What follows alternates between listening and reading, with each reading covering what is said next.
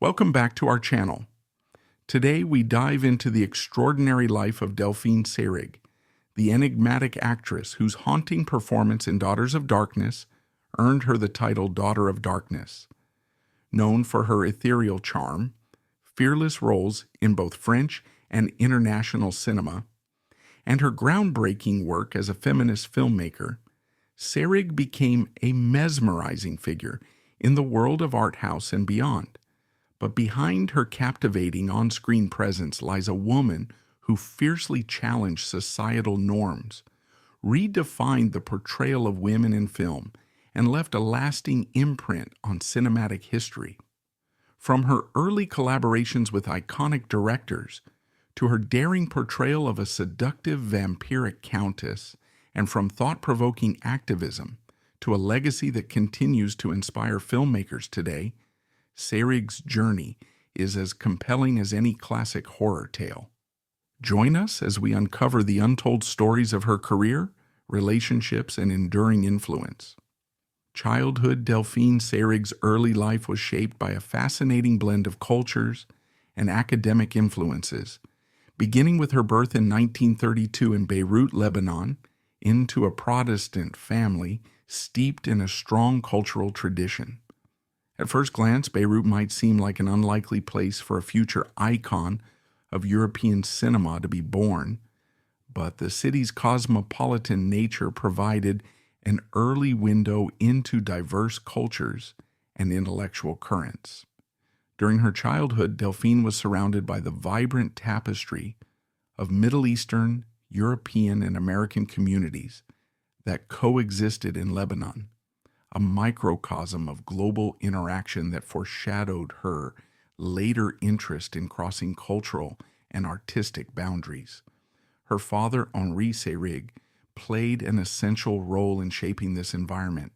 Not only was he the director of the Beirut Archaeological Institute, but he also served as the French cultural attaché in New York during World War II. This dual expertise in archaeology and diplomacy brought Delphine into contact with an intriguing mix of academics, foreign dignitaries, and visiting scholars. Through her father's professional circles, she gleaned insights into how art, politics, and historical study could intersect and enrich each other. Even as a young girl, she developed an appreciation for the sheer variety of perspectives that thrived in scholarly discourse. Equally influential was her mother, Hermine de Saussure, who was Swiss and, perhaps even more notably, the niece of the renowned linguist Ferdinand de Saussure, often hailed as the father of modern linguistics. While Delphine was not destined to become a linguist herself, the intellectual legacy of her mother's side of the family exposed her to constant conversations about language, structure, and meaning. These discussions, though abstract for a child, undoubtedly contributed to her nuanced understanding of dialogue, subtext, and symbolism later in her acting career. Delphine also had a brother, Francis Seyrig, who would go on to become a successful composer. Having an older sibling with a passion for music meant that artistic experimentation was encouraged at home, whether it was improvising piano melodies, reciting poetry, or even play-acting family stories. The Seyrig siblings were thus immersed in an environment that valued curiosity and creativity over rigid academic paths. After the war, the Seyrig family relocated to Paris, a move that significantly expanded Delphine's cultural exposure. Yet her teenage years were anything but conventional. She found herself shuttling between France, Greece, and New York, experiencing vastly different educational systems, social norms, and artistic scenes. Paris at the time was regaining its stature as a global center of intellectualism and the arts, while Greece offered an ancient cultural heritage steeped in mythology and dramatic traditions. In New York, the family's diplomatic ties allowed Delphine a glimpse into American society's focus on both modern entertainment and the rising consumer culture of the post-war era. Interestingly, Delphine wasn't a standout student in the traditional sense. She left school at 17 with a burning desire to become an actress rather than excel on standardized exams. Academic achievements simply didn't captivate her the way theater and performance did. The tension at home likely arose from her parents' strong academic backgrounds. But it was her father, deeply aware of the rigors and discipline required for serious theater, who laid down the critical condition. If she truly wished to pursue acting, she would have to study it in earnest and learn from the best instructors available. Consequently, Delphine threw herself into training under several esteemed mentors back in Paris, such as Roger Blin and Tanya Balachova. Blin was known for his progressive approach to stage direction, having worked on avant-garde pieces by playwrights like Samuel Beckett, while Balachova was famed for her rigorous method in guiding students to emotional authenticity. Under their tutelage, Delphine gained an unshakable foundation in stagecraft, from perfecting vocal projection to delving into the psychological layers of any character she took on. This immersive study laid the groundwork for her unmistakable screen presence in the years to come, hinting at her willingness to embrace unconventional projects, a trait that would define her illustrious career in both theater and film. Beyond formal lessons, Delphine cultivated an active interest in the city's vibrant cultural scene. She frequented small theaters along the left bank, soaking in existentialist plays by Jean-Paul Sartre or Simone de Beauvoir's Circle. She caught glimpses of the burgeoning Nouvelle Vague in cinema, even before it fully took shape. These early forays foreshadowed her eventual pivot toward experimental filmmaking and roles that probed the psychological depths of her characters. Although she was young, her determination to become someone unique, not just anyone, was taking shape. For Delphine, acting was not just an occupation. It was a means to challenge the ordinary, question social norms, and push the boundaries of what female characters could represent on stage and screen. Family Delphine Seyrig's family background was nothing short of extraordinary, setting the stage for her lifelong embrace of culture and the arts. Her father, Henri Seyrig, excelled in two spheres that rarely intersected so intimately: archaeology and diplomacy. On the one hand, he dug into ancient ruins, interpreting shards of lost civilizations. On the other, he liaised with contemporary cultural figures, representing France's artistic and intellectual interests abroad. This blend of looking both backward in time through archaeology and forward into global conversations through diplomacy had a direct impact on Delphine. It gave her a layered perspective on how history influences the present, an insight she would carry into her interpretations of character motivations and backstories. Meanwhile, her mother, Hermine de Saussure, had her own intellectual lineage as a member of the de Saussure family known for pioneering work in linguistics. This familial connection to groundbreaking academic thought was, in many ways, a silent but constant influence. While dinner table conversations at many households might center on mundane daily events, in the Seyrig home, there might be debates over the role of language in shaping human consciousness, or the interplay between cultural artifacts and modern identity. The presence of Francis Seyrig, Delphine's brother, added a musical dimension to the household. Francis eventually became a noted composer, with works that sometimes shared the same aesthetic qualities as Delphine's acting: elegant, daring, and a touch mysterious. The two siblings, though separated by their career paths, found common ground in the language of art. It was not unusual, according to later anecdotes, for Delphine to rehearse monologues while Francis composed new melodies in the next room, creating an overlapping soundscape of lines and notes that fused theatrical expression with musical composition. This synergy between them instilled a sense that all art forms, music, theater, film, are intertwined, each feeding into and enhancing the other. Because of her father's diplomatic status, the Seyrig household regularly entertained academics, artists, and writers from various corners of the world. These visitors brought with them fresh ideas and global perspectives that Delphine absorbed like a sponge. She developed a keen ear for languages, picking up smatterings of English, Greek, and even German, adding to her already bilingual French background.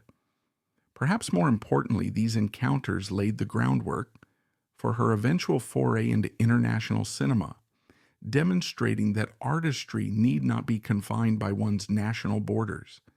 In a sense, her later moves, whether to the United States or her projects in different European countries, echoed the globally engaged environment she'd grown up in.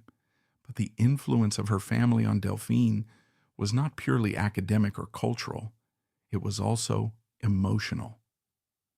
As her father traveled for work and her mother managed a complex household, Delphine learned early about resilience, independence, and self-motivation.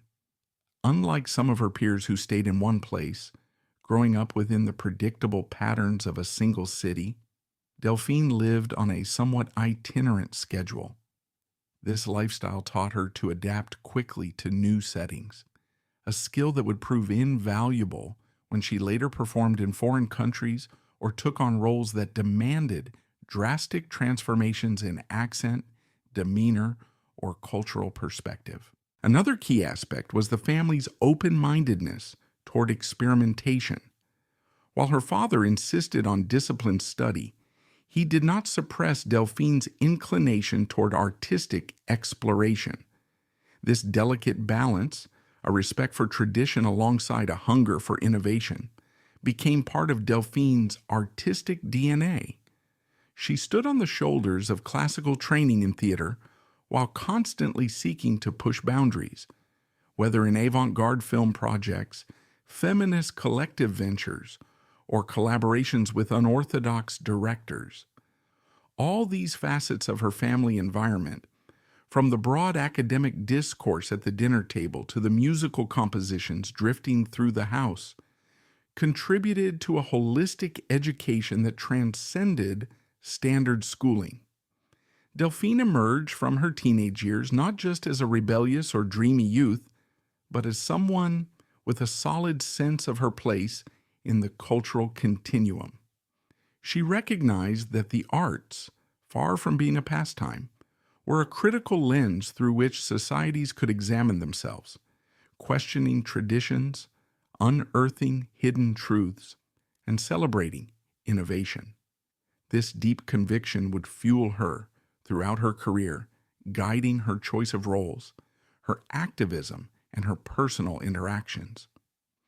Delphine Seyrig's career trajectory unfolded like a captivating tapestry, weaving together theater debuts, American adventures, and groundbreaking art house collaborations in Europe. When she first stepped into the spotlight on stage in 1952, performing in Paris under the guidance of actor-director Jean Dasté, she was a blend of nerves and raw talent.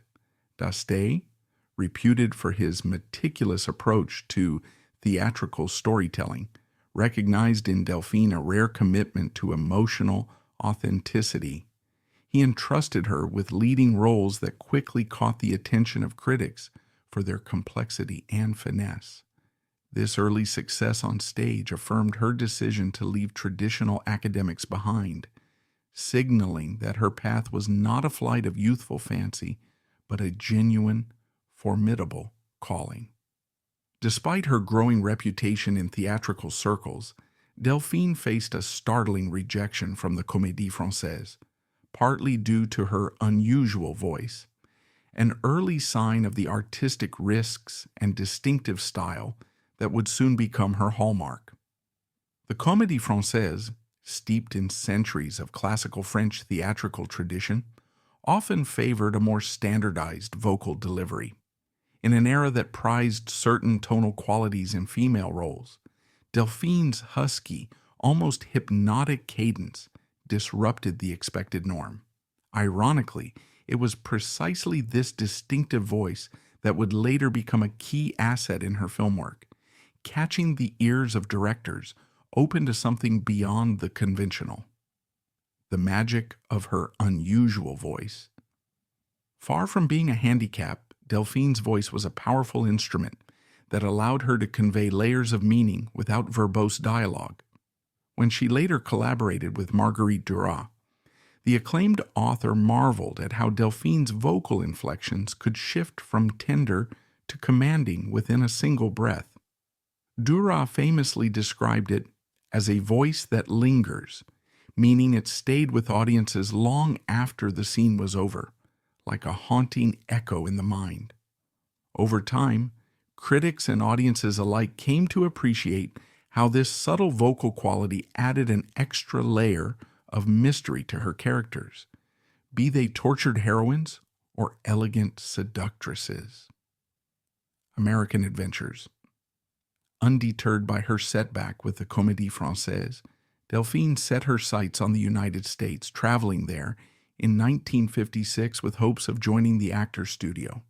She was initially not accepted as a full member, but was allowed to observe classes, a position she took just as seriously. Studying under figures like Lee Strasberg and observing the rigorous method techniques offered her a perspective on acting that contrasted sharply with the more formal classical training she had received in Paris. While she sometimes found the emotional memory exercises alien, particularly when dealing with language barriers, she also recognized that these techniques could deepen her portrayals of complex, psychologically rich roles. During this period, Delphine took various off-Broadway roles that might not have set critics' columns ablaze, but each project was an invaluable stepping stone. She discovered new ways to inhabit a character's skin, from understanding how small gestures can signal profound emotional states to exploring the synergy between an actor's internal emotional reservoir and external performances. In 1959, Seyrig also landed a small part in an experimental short film called Pull My Daisy, alongside iconic Beat Generation figures like Jack Kerouac and Allen Ginsberg.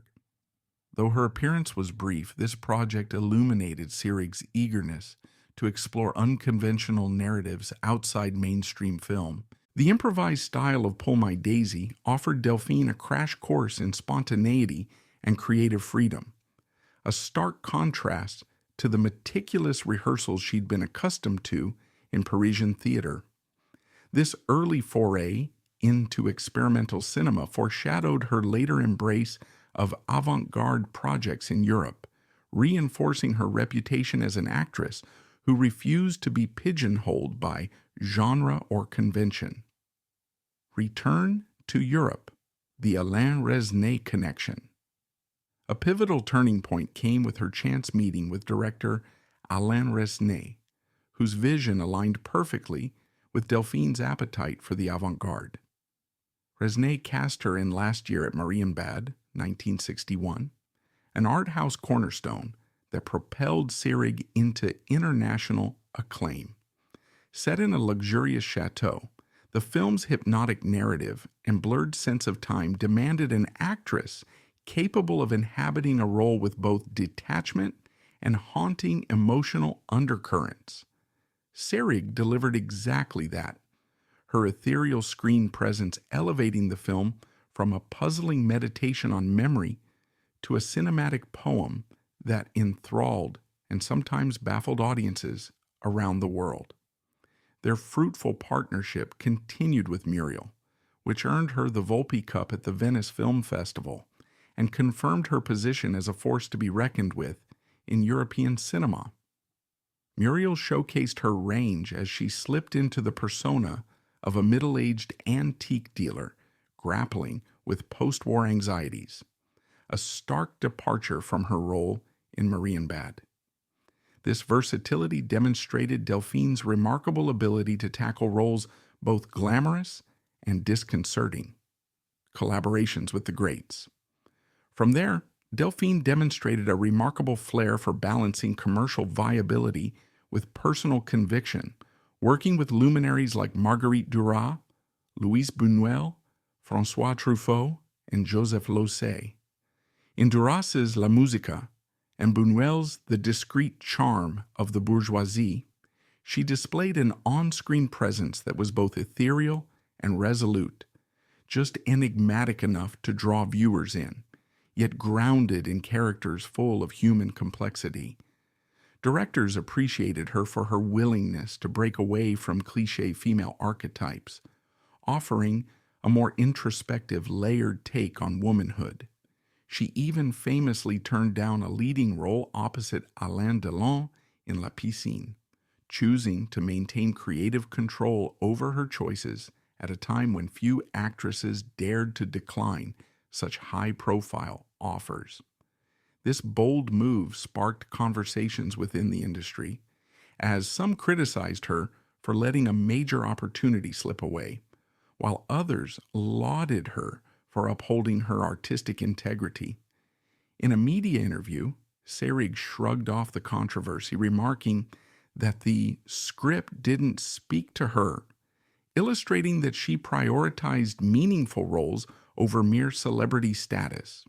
Iconic performances. One of her most unforgettable performances emerged in the 1971 horror art hybrid Daughters of Darkness, where she took on the seductive role of Elizabeth Bathory, a legendary vampire countess. Here, she blended elegance with an unsettling menace, crafting a villainess who was both chilling and strangely sympathetic. Critics praised her ability to merge a quiet, regal poise with eerie supernatural undertones, while audiences were drawn to her magnetic screen presence. Overnight, she became known to some fans as the Daughter of Darkness, a moniker derived from the film's title but resonating with her mystique in arthouse circles. She further solidified her place in cinematic history by starring in Chantal Akerman's Jeanne Dielman, 23 Quai du Commerce, 1080 Bruxelles, 1975, decades later hailed as the greatest film of all time by Sight and Sound. This slow-burn portrayal of domestic routine and hidden turmoil showcased Delphine's gift for minimalist yet deeply affecting acting, allowing everyday gestures like peeling potatoes or making coffee to speak volumes about her character's inner life. It was a groundbreaking exploration of a woman's psyche, told in deliberate, elongated takes that tested the patience of viewers not accustomed to such unhurried pacing. However, those who embraced the film's methodical structure discovered a profound statement on female oppression, loneliness, and latent rage. Off-camera, her fierce intelligence and unwavering principles led her to sign the Manifesto of the 343, championing women's right to choose at a time when abortion was illegal in France. By publicly admitting she had undergone an abortion, Seyrig joined forces with prominent signatories like Simone de Beauvoir, Catherine Deneuve, and Françoise Fabian. The backlash was swift. Traditional media outlets condemned the actress's boldness, and many faced potential legal ramifications. Nevertheless, Seyrig viewed this risk as essential to sparking change. In subsequent interviews, she passionately articulated her belief that bodily autonomy was inseparable from the broader feminist movement. This act of defiance placed her squarely in the spotlight, not just as an actress, but as a cultural figure willing to jeopardize her career for her principles. Her political commitments spurred her to create feminist video works like SCUM Manifesto and Sois belle et tais-toi, produced under the collective Les Insoumis, which she co-founded to criticize gender inequalities in media and beyond. Many of these videos were shot on rudimentary equipment, giving them a raw immediacy that matched her message of dismantling patriarchal structures. Audiences who had known Seyrig primarily for her elegant film roles were startled to see her pushing the boundaries of documentary and protest cinema, affirming that her convictions were not limited to discreet interviews, but openly declared through her creative output. In her later years, Delphine leaned even further into creative experimentation, often collaborating with female directors who shared her passion for challenging the status quo. She teamed with Ackerman again in ventures like the playful musical Golden 80s and wrapped up her film career with Ulrike Oettinger's Joan of Arc of Mongolia, 1989, a testament to her unflagging eagerness to explore unconventional storytelling. Whether delving into surreal comedies, feminist documentaries, or daring horror roles, Delphine Seyrig remained true to her artistic spirit and political ideals, setting an example of fearless authenticity that continues to resonate in cinema today. Scandal. Delphine Seyrig's open clashes with both critics and the film industry underscored her refusal to compromise her beliefs or conform to conventional expectations, setting her on a collision course with the patriarchal structures of 1960s and 1970s French cinema. She caused a stir by vocally criticizing what she perceived as the male-dominated nature of the industry, denouncing the sort of ingrained sexism that she felt stifled creative freedom. For instance, in one notable public appearance, she bluntly stated that many directors still saw women as ornaments rather than contributors, a comment that reverberated through the press. Journalists sometimes spun her blunt remarks into sensational headlines, casting her as a provocateur. The uproar only intensified when she took on roles deemed scandalous at the time, like appearing partially nude in Mr. Freedom, 1969, a biting satire of American imperialism directed by William Klein. In an era where mainstream French actresses were often expected to radiate polished glamour, Seyrig instead embraced the subversive and the absurd.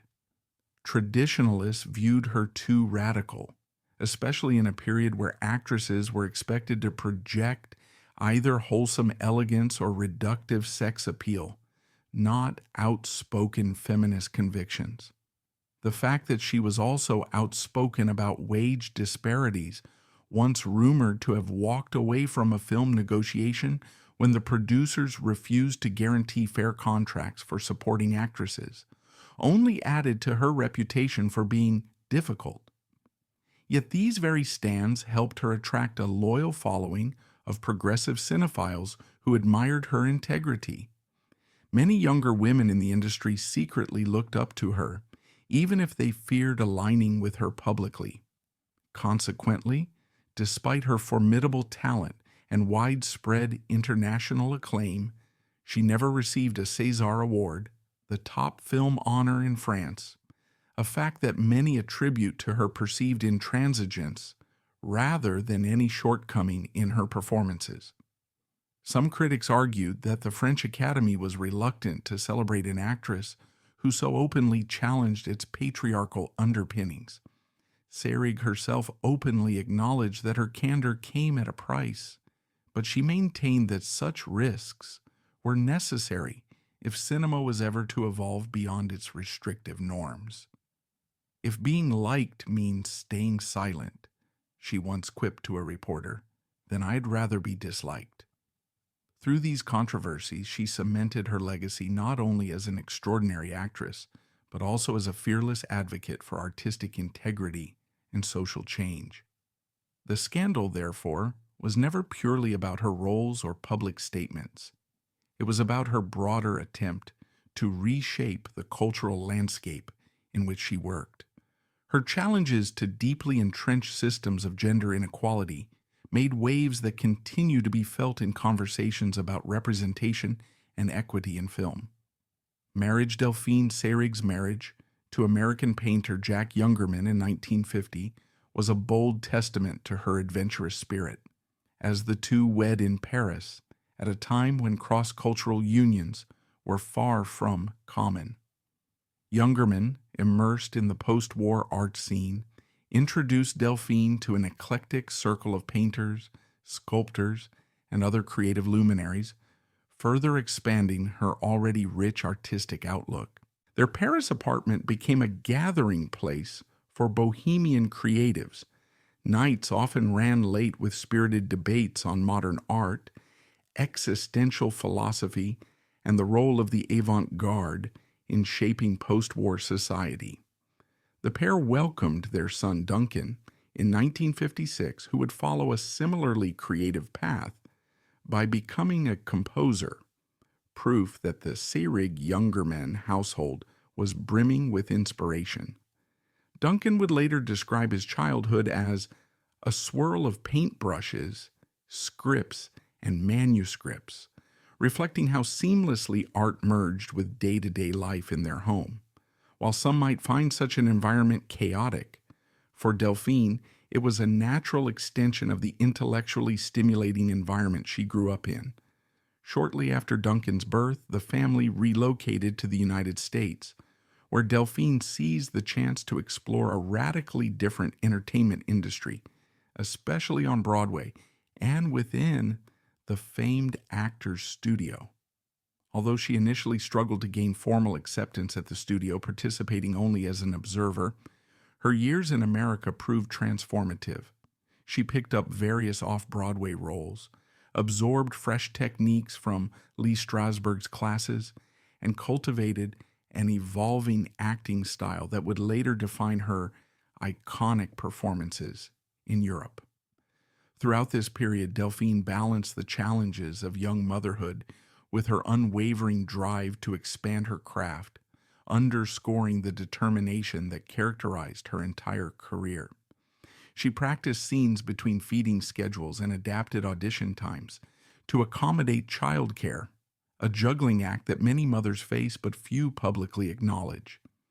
These formative experiences, both personal and professional, laid a crucial foundation for her later triumphs on stage and screen, shaping not only her approach to acting but also her understanding of the broader cultural conversation between Europe and the United States. She saw firsthand how differently women were treated in show business on both continents, noting that while European cinema valued depth and nuance in a leading actress, Hollywood often skewed toward glamorized or stereotypical portrayals. This realization steered her activist leanings, amplifying her resolve to craft roles with more depth and integrity for women. Ultimately, her marriage to Youngerman, though it faced challenges typical of creative couples with transatlantic careers, provided Delphine the stability and support necessary to pursue her most ambitious artistic and political endeavors. The couple's relationship highlighted a synergy between two modes of artistic expression, painting and acting, fusing the visual and performative arts in a shared household. And while Delphine would make her mark primarily on stage and screen, the cross-pollination of ideas flowing between her and Youngerman undeniably enriched both of their creative outputs. Other relationships. Delphine Seyrig's artistic and personal relationships reflected the depth of her convictions as much as her formidable talent. She famously forged a lasting creative bond with Alain Resnais, who cast her in pivotal works like Last Year at Marienbad and Muriel, helping to cement her reputation for portraying enigmatic, psychologically rich characters. Resnais appreciated how Seyrig was unafraid to dive into a role's emotional labyrinth, sometimes requesting weeks of personal preparation to fully inhabit a character's history. Their working method was notably collaborative. Seyrig provided detailed input on her costumes, mannerisms, and even subtle changes to the script if she felt they would enhance the film's thematic core. Beyond Resnais, she collaborated with an impressive lineup of visionary directors: Marguerite Duras, whose literary sensibilities resonated with Seyrig's own refined aesthetic; Louise Buñuel, who recognized her ability to convey subtle yet subversive commentary in films like The Discreet Charm of the Bourgeoisie; Joseph Losey, whose challenging directing style occasionally sparked disagreements, particularly after she and Jane Fonda jointly criticized the misogynistic undertones in his adaptation of A Doll's House; and most notably Chantal Akerman, whose minimalist explorations of domestic life and gender politics inspired Seyrig to deliver some of her boldest performances, culminating in Jane Dielman, 23 Quai du Commerce, 1080 Bruxelles. However, her camaraderie wasn't limited to high-profile auteurs. She cultivated an active network of female directors, such as Ulrike Oettinger, championing feminist narratives and pushing for more inclusive filmmaking. Off-screen, Seyrig joined forces with like-minded colleagues in political advocacy, attending women's rights conferences, and supporting feminist movements that sought to transform both society and cinema. She forged alliances with French feminist icons like Monique Wittig and Antoinette Fouque, who were spearheading campaigns for workplace equality and reproductive rights. These multifaceted alliances underscore how Seyrig seamlessly merged her passion for experimental art with her dedication to social progress, forging relationships that continue to inspire filmmakers and activists alike.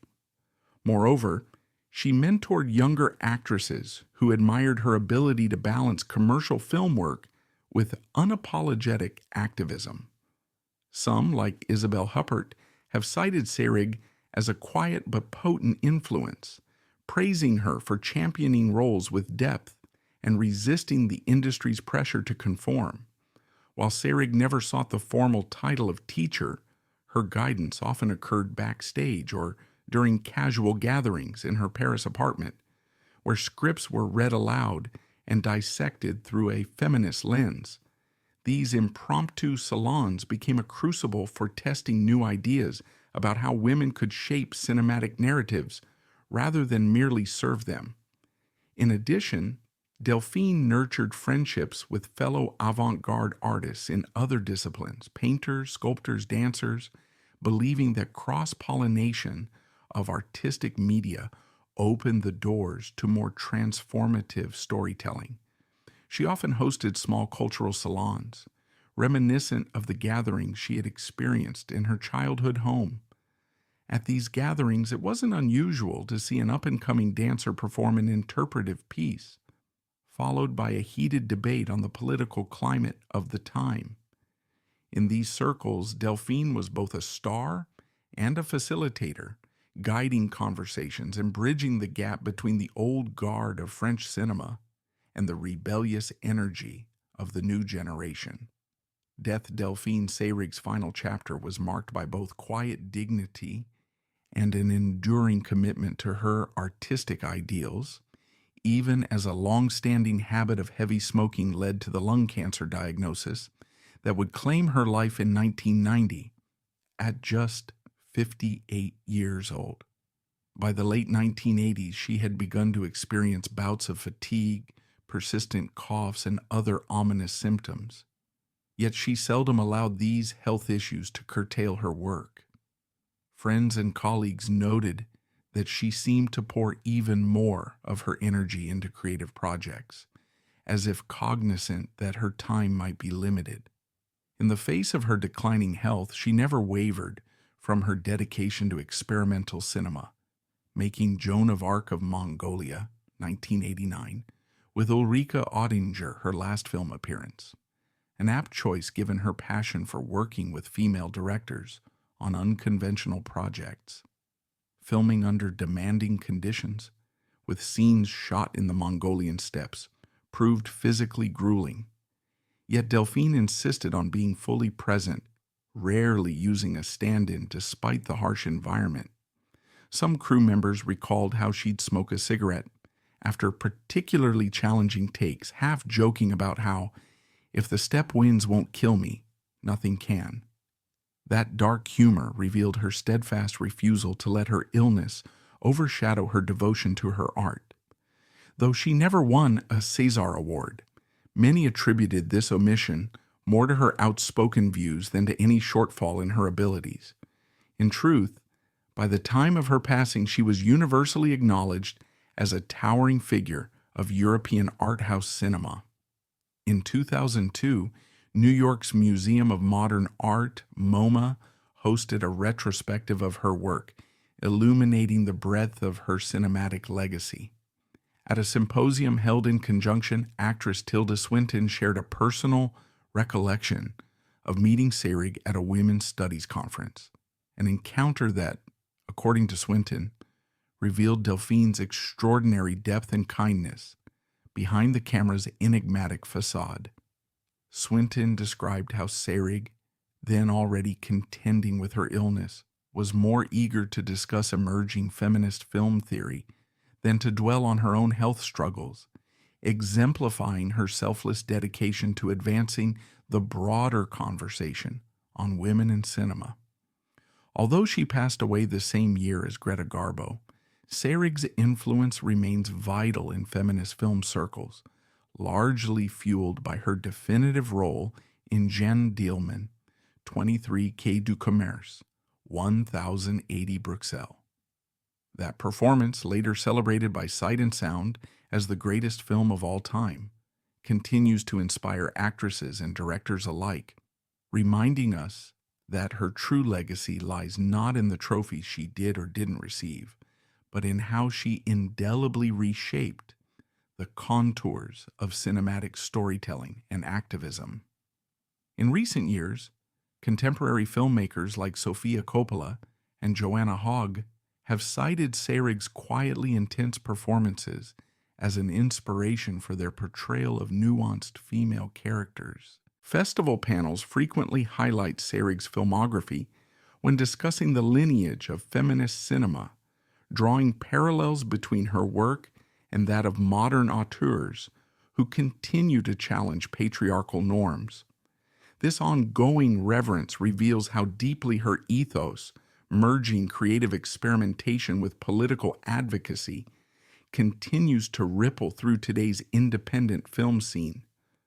Moreover, academic interest in Seyrig has blossomed, with universities offering courses that focus on her oeuvre, analyzing everything from her distinctive vocal style to her politically charged documentaries.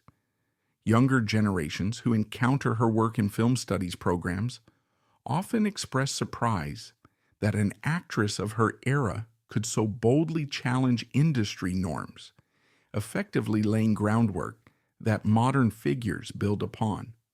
Archival material, including letters, diary entries, and behind-the-scenes footage from her lesser-known projects, has gradually surfaced, painting a fuller portrait of a woman whose intellect was as formidable as her artistic prowess. Finally, her activism has taken on renewed importance in contemporary debates about women's bodily autonomy.